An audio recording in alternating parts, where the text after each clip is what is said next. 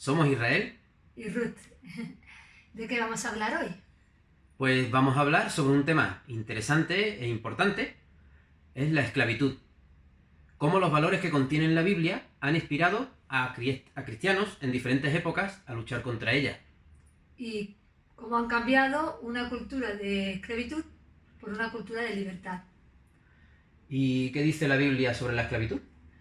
Pues, a ver, si nos ponemos a buscar en la Biblia, nos encontramos con que hay muchos textos que lo que hacen es regular la relación que existe o que existía entre esclavos y amos. La idea era que no hubiese abusos por parte del amo en relación al esclavo. A diferencia de muchos otros pueblos, donde los esclavos eran considerados como hoy en día entendemos las palabras esclavos, para el pueblo hebreo, los esclavos tenían una concepción diferente de lo que era un esclavo. Por ejemplo, las personas muchas veces se hacían esclavas para pagar una deuda. Era como algo más a nivel económico, ¿no? Que funcionaba a nivel económico. O era como un castigo, como lo que ahora considerásemos también un trabajo para la comunidad o por un castigo por algún delito o algo que habían cometido. Luego había estas normas que hemos dicho que la Biblia decía para que los amos no abusasen, que eran, por ejemplo, siempre hablaban de lo que es la dignidad del esclavo, como una persona igual delante de Dios, como que todos somos iguales delante de Dios. También los esclavos se instaban a que los esclavos fuesen considerados uno más en la familia. Y a los 7 años, una cosa muy interesante es que tenían que liberar al esclavo. El esclavo, o sea, las deudas eran liberados de sus deudas y los esclavos quedaban en libertad. Y no solamente era simplemente decir ya te puedes ir, sino que además el amo estaba obligado a ayudar al esclavo a rehacer su vida y tenía que darle parte de su ganado, de su riqueza, ¿no? para que esa persona pudiese rehacer su vida. Era interesante. Pero bueno, aunque vemos que estos textos lo que hacían era regular, si profundizamos más, nos daremos cuenta de que Dios en realidad no quiere la esclavitud. Aunque lo está regulando, en realidad no quiere la esclavitud. No quiere que unos seres humanos nos impongamos sobre otros seres humanos. Pero Dios también nos ha creado y sabe cómo funcionamos, cómo somos los seres humanos. Y sabe que cualquier cambio en el exterior, en el comportamiento, no va a producir un cambio interno, no va realmente a liberarnos, sino que realmente para que haya un verdadero cambio tiene que ocurrir desde el interior. El problema del ser humano está en nuestro interior, no está en nuestro comportamiento, en cómo nos comportamos, sino en lo que hay en nuestro interior, nuestra motivación para hacer lo que hacemos, en lo que la Biblia llama nuestro corazón. Si no cambiamos el interior, un cambio externo no se va a producir, o sea, no va a llegar a producir una verdadera libertad. Vale, pero en la Biblia hay muchas normas sobre cómo comportarnos. Sí, aunque aparentemente parece a simple vista que la Biblia se enfoca en el comportamiento, en realidad si profundizamos en la Biblia descubrimos que siempre apunta a una transformación en el interior, no en el comportamiento, como he dicho antes. De hecho, en la primera parte de la Biblia, que es el Antiguo Testamento, Dios da una ley al pueblo judío para que la cumpliera y una serie de normas. Esa ley era una serie de normas que había que cumplir. Pero el propósito de esa ley en realidad es demostrar que es imposible cumplirla, que no podemos cumplirla. O sea la vida cristiana no es que sea difícil de cumplir, es que es imposible cumplirla, es imposible vivirla. O sea, por nosotros mismos es imposible, nosotros no podemos.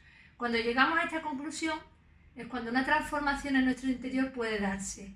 Pues descubrimos que para Dios, o sea, descubrimos que nosotros necesitamos a Dios, que necesitamos a Jesús.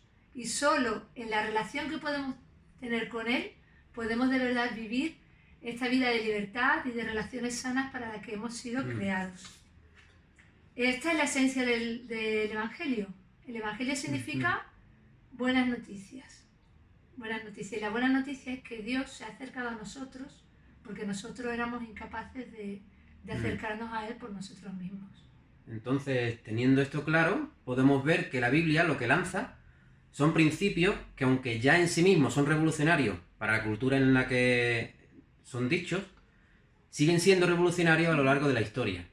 Y son estos principios los que han inspirado y movilizado a muchos cristianos en diferentes momentos históricos a actuar e iniciar movimientos de justicia social y movimientos abolicionistas.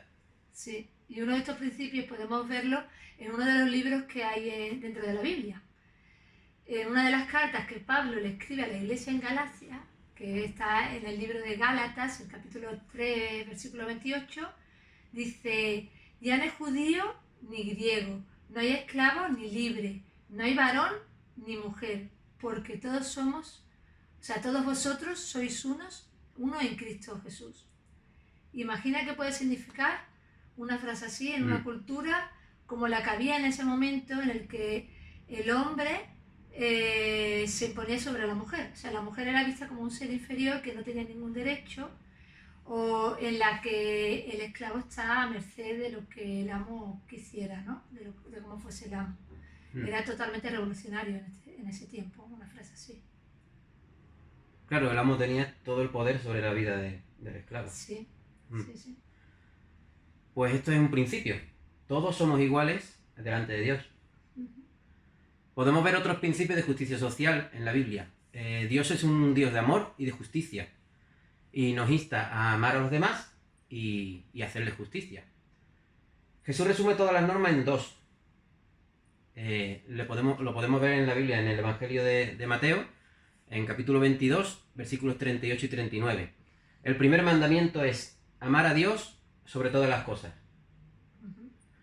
Está claro, ¿no? Y el segundo, que Jesús dice que es semejante, es ama a tu prójimo como a ti mismo. No solo nos pide que amemos a nuestros amigos, sino también a nuestros enemigos y personas que no conocemos. Otro texto escrito en la Biblia por el rey Salomón en su libro de Proverbios, capítulo 31, versículos 8 y 9, nos dice: habla a favor de los que no pueden hablar por sí mismos. Garantiza justicia para todos los abatidos. Sí, habla a favor de los pobres e indefensos y asegúrate de que se les haga justicia. La verdad es que estos textos me recuerdan mucho a los derechos humanos. Claro, porque después de haber experimentado la crueldad y la destrucción de las guerras mundiales, los que escribieron los derechos humanos en 1949 eran cristianos y fueron inspirados por la Biblia. Pero como hemos dicho al principio, vamos a hablar sobre cristianos a los que los principios, la Biblia les ha inspirado y motivado a no quedarse de brazos cruzados ante la injusticia. Podemos hablar de un montón, hay muchos, pero vamos a comenzar hablando de William Wilberforce. ¿Quién fue? Pues William nació en 1759 en Inglaterra. En aquel tiempo existía el comercio de esclavos negros de África. Ellos llegaban a África, capturaban a las personas y eran trasladadas en barco en condiciones terribles para ser vendidos como esclavos en las islas colonias de esos países europeos. La familia de William tenía un buen estatus social y esto permitió que William pudiese estudiar en la Universidad de Cambridge. Y más tarde, con solo 21 años, fue miembro del Parlamento británico.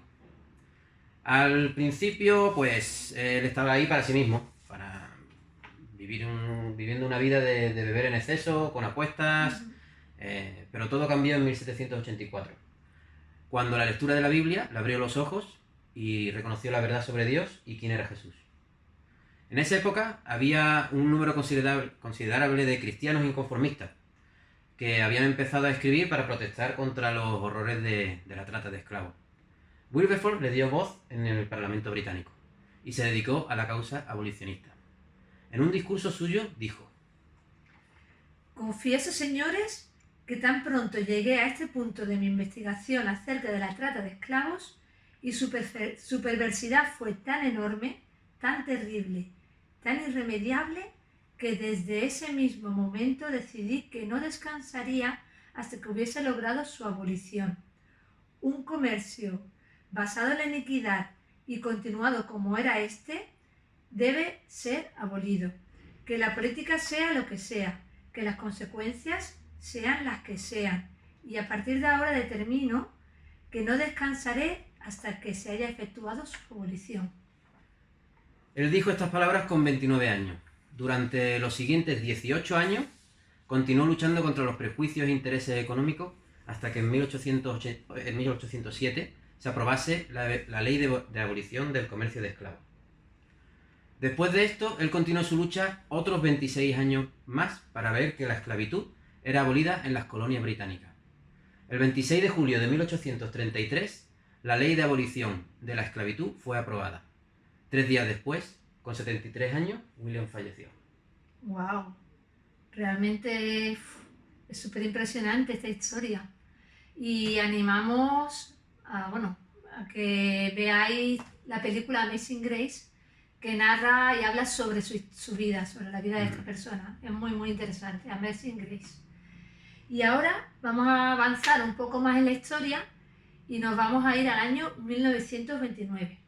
En esta época la esclavitud ya ha sido abolida, pero no los prejuicios y la discriminación que sufren las personas que antes habían sido esclavas. En Estados Unidos, los negros eran considerados como una raza inferior y no tenían derecho a voto, no se podían sentar ni entrar en los sitios que estaban reservados solo para blancos, eran tratados con desprecio. En ese contexto nace Martin Luther King. Desde niño vive las consecuencias del racismo porque él es de raza negra también. Martin abraza la fe cristiana y es pastor de una iglesia evangélica. Y los valores que él ve en la Biblia, que él encuentra en la Biblia, le llevan a protestar contra la injusticia, la pobreza, contra la guerra y la discriminación racial. Y realiza una labor crucial al frente del movimiento por los derechos civiles y los derechos como seres humanos, siempre desde una postura no violenta. Martin Luther King fue asesinado con 39 años, pero seguro que todos hemos escuchado hablar de él, de su vida, de su historia y de su compromiso en contra de la injusticia que hizo que las leyes y toda una mentalidad pudiese cambiar. Pero la pregunta sería, ¿y de dónde sacaba la fuerza este hombre para hacer todo lo que hizo, no? Y él mismo nos cuenta cómo se sintió una noche cuando tenía solo 27 años y en la que recibió una llamada con una amenaza de muerte para él y para su familia. Tienes que llamar a aquella persona de la que tu padre te solía hablar, en ese poder que puede hacer que haya una salida en donde no hay salida. Y entonces descubrí que la religión tenía que hacerse real para mí, y que yo tenía que conocer a Dios por mí mismo. Y me arrodillé ahí cerca de esta taza de café. Nunca lo olvidaré. Y, oh sí, hice una oración y oré en voz alta aquella noche. Y dije, Señor, estoy aquí tratando de hacer lo que es correcto. Creo que estoy en lo correcto. Creo que la causa que representamos es correcta. Pero, Señor, debo confesar que estoy débil ahora, que estoy flaqueando, estoy perdiendo coraje. Y no puedo dejar que la gente me vea así, porque si me ven débil y perdiendo mi valentía comenzarán a debilitarse. Quería que la mañana siguiente pudiera ser capaz de ir al consejo ejecutivo de la organización con una sonrisa en mi cara. Y me pareció que en ese momento pude escuchar una voz interior diciéndome, Martin Luther, levántate a defender la rectitud, levántate a defender la justicia, levántate a defender la verdad. Y he aquí que yo estaré con ustedes incluso hasta en el fin del mundo. Casi de inmediato mis temores comenzaron a irse, mi incertidumbre desapareció. Estaba listo para enfrentar cualquier cosa. Como podemos ver en este texto, su fuerza venía de la relación que él tenía con Dios. O sea, Dios mismo era el que le daba las fuerzas para plantarle cara a la injusticia. Y ahora vamos a saltar a nuestro tiempo. ¿Ahora en 2021 existe esclavitud? Sí, es triste, pero la respuesta es sí. Hoy hay más esclavos en el mundo que en cualquier otro momento en la historia de la humanidad. Hoy hay una nueva forma de esclavitud que necesita ser abolida. La trata de seres humanos del siglo XXI. Puedes estar preguntándote ¿qué es la trata? Pues es una forma de esclavitud donde personas, hombres, mujeres, niños y niñas, son compradas y vendidas como mercancía. Y el fin de esa compra y venta es la explotación. Existen mafias y personas que se benefician de la vulnerabilidad de esas personas para sacar beneficio de esa explotación. Ya no solo por el color de su piel, sino por su condición de pobreza, etcétera. ¿Y qué tipos de explotación están ocurriendo? Pues existen diferentes tipos de explotación. Explotación sexual, trabajo forzado, incluido la mendicidad, niños soldados, trasplantes de órganos, matrimonios forzosos. En todo el mundo hay más de 40 millones de personas esclavas. Aproximadamente el número de personas que hay en nuestro país. Y esto es solo la punta del iceberg, porque la mayor parte, se estima que un 99% de las víctimas no son identificadas. También se estima que el 71% son mujeres y niños. Es un problema globalizado. Es decir, en todos los países del mundo existe esta esclavitud. Hay países de origen, donde las personas son castradas, hay países de tránsito y hay países de destino. Sí, yo hace tiempo creía que esto podía ocurrir en otros países, pero no en España. Y la realidad es que España es el tercer país del mundo de tránsito y destino para víctimas de trata con fines de explotación sexual, después de Tailandia y de Puerto Rico. Y es el primero en Europa. Y bueno, te estarás preguntando, ¿y qué significa tránsito y destino? Pues tránsito significa, por ejemplo, en nuestro país, que es la puerta de entrada y por aquí pasan las víctimas para ser enviadas a otros países de Europa. Y destino es que son explotadas en nuestro propio país. Has dicho que en España, o que España es el país de Europa donde hay más víctimas de trata siendo explotadas. Pero, ¿dónde están? Porque cuando vamos por la calle no las vemos. Sí, bueno, no las vemos porque no sabemos identificarlas. Se estima que en España hay unas 40.000 víctimas de trata, la mayoría víctimas con fines de explotación sexual. Muchas de ellas vienen engañadas con una oferta de trabajo falso y cuando llegan aquí les quitan los documentos y las obligan a prostituirse bajo amenazas y maltrato físico y psicológico. Podemos decir que lo que es la prostitución y la trata están totalmente relacionadas. O sea, no se puede hablar de una cosa sin hablar de la otra. Casi todas las mujeres y niñas prostituidas en España lo hacen obligadas bajo coacción. Y bueno, la pregunta que decías, ¿no? ¿Dónde están? Pues están en pisos donde son prostituidas, en clubes o burdeles, en polígonos en la calle, siempre bajo la mirada de los proxenetas que las están explotando. Imagínate cómo te sentirías si te obligan a ser violada 20 veces al día durante años y te amenazan con que si denuncias o levantas sospechas van a matar o hacerle daño a tu familia. Es horrible lo que estas personas pasan y la desesperación en la que viven. Los daños son muy, muy profundos. Las mafias que mueven esto tienen mucho poder. Son redes a nivel internacional y se mueven mucho dinero. Se calcula que unos 7 billones de dólares cada año. Más de 15 millones de euros al día. Es el crimen organizado de más rápido crecimiento en el mundo. Mueve más dinero que la droga y solo está superada por el tráfico de armas. Muchas de las mafias que se dedican a la droga se han pasado al comercio de personas porque es mucho más lucrativo. La droga es difícil de esconderla, difícil de moverla y solo puede ser vendida una vez. Una persona es más fácil de mover, más fácil de transportar y puede ser consumida muchas veces cada día. Hay todo un sistema que facilita este tipo de esclavitud. Muchas personas implicadas, corrupción. El dinero da el poder y estamos hablando de mucho dinero que se gana con la explotación de estas personas. Sí. Cuando abrimos los ojos a esta realidad y a lo que está ocurriendo en el mundo y en nuestro propio país, nos espantamos, porque es que es horrible. Y como estamos hablando, todo esto va en contra de la dignidad que Dios nos ha dado al crearnos. Y como cristianos no podemos permitir que algo así esté ocurriendo. Por ello hay diferentes grupos cristianos en el mundo y en España que se están levantando para denunciar esta nueva forma de esclavitud.